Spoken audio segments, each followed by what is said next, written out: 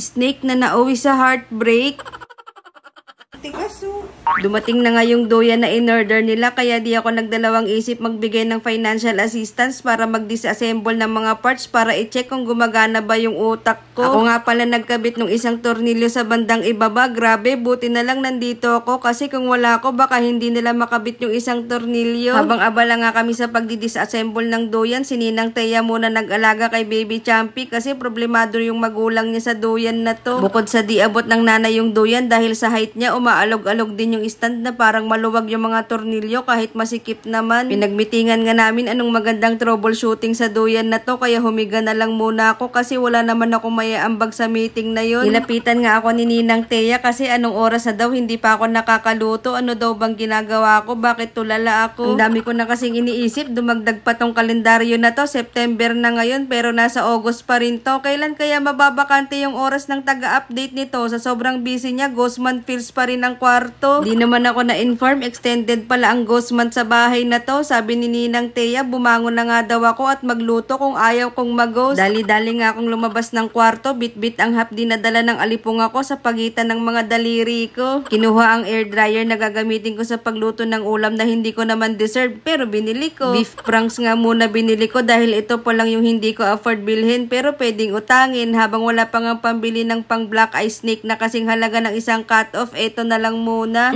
Amoy pa lang wala kang pera. Syempre para sulit yung presyo, yung dalawa gagawin kong medium rare snake tapos yung isa gagawin kong bulalo tapos sasabawan ko ng 5 tabo para magkasya sa 10 tao. Di kunwari nakatipid pa rin sa uulamin ang mga maluluho. Para nga mabilis, nagpatulong na ako kay Ninang Thea kumuha ng aluminum foil na pahirapan patanggalin ng tape. Sino ba kasing nagdikit ng tape dito? Tapos magupit ng sapat na laki gamit ang mapurol na kutsilyo. Parang ganito. Lagyan ng 1 gramo ng legal na tawas. Ganito dapat forma mo. Tamang pektus lang. Kahit bet mo pa, pati pato, pati panabla. Sigurado, ubos text ng kalaban mo. Ilagyan ko rin ng dinurog na nunal at pinulbos na bewang. Sigurado, ang sarap ng kain ko nito mamaya. Na-Aquarius nga si Ninang Thea kung anong feeling mag-prepare ng snake. Kaya sinubukan niyang itry magpahid-pahid. Sabi ko, gayahin niya pektus style ko kaso ayaw niya. Siguro laging ubos text nito nung kabataan niya kasi di siya marunong mamektus sa kalaban niya. Tapos, pumiyok pa nga. Tapos na nga kaming magtawas kaya isasalang ko na siya sa air dryer. Sabi dito kapag snake ang lulutuin 100 degrees calculus tapos 12 minutes kaya tinimer ko siya ng 25 minutes. Late ko na kasi nabasa yung instructor. Bahala na. Dumating na nga rin pala yung maingay dito sa bahay. Galing sa galaan si Baby Cham Cham. May pasalubong daw siya kay Baby Champy. Kakasahod lang daw kasi niya kaya nag-window shopping muna siya ng damit sa kalaruan ni Baby. Bawal pa si Champy sa toys. Di kaming dalawa na nabang kami na lang naglaro-laruan. Kaso ayaw niya ako pahiramin ng toys kaya sinumbong ko siya kay mama ko tapos bati na ulit kami.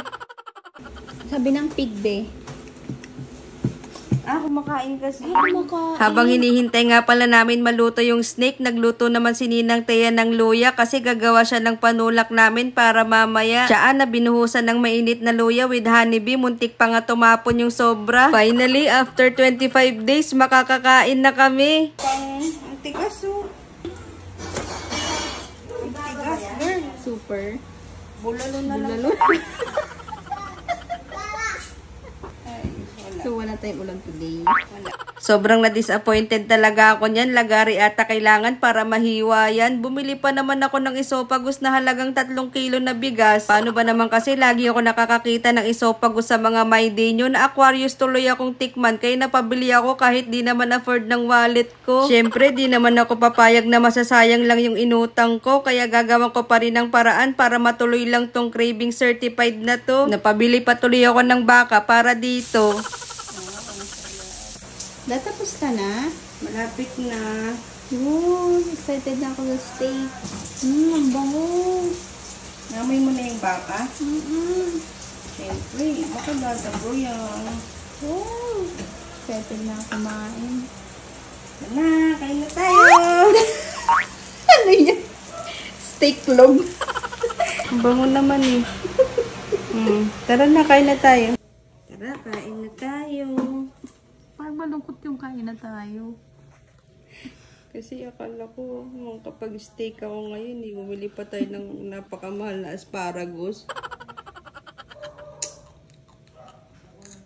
Crunchy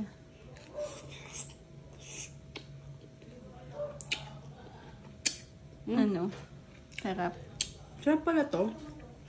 Tikman natin tong medium rare na ano. Medium rare, oh. Grabe. Medyo may dugo-dugo pa. Juicy. Grabe, Grabe juicy. yung pagkakaluto mo ng steak. Perfect. Ayos ba? Ganyan pala yung steak. Lambot. So juicy and tender. Sabayin mo na asparagus. Pago.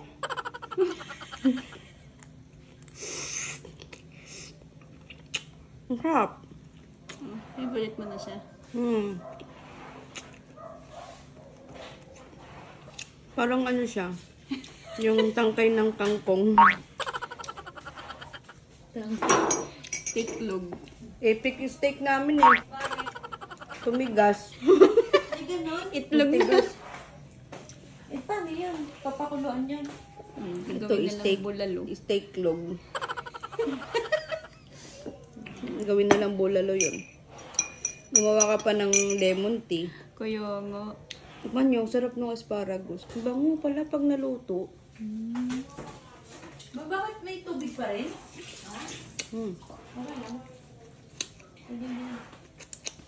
Harap.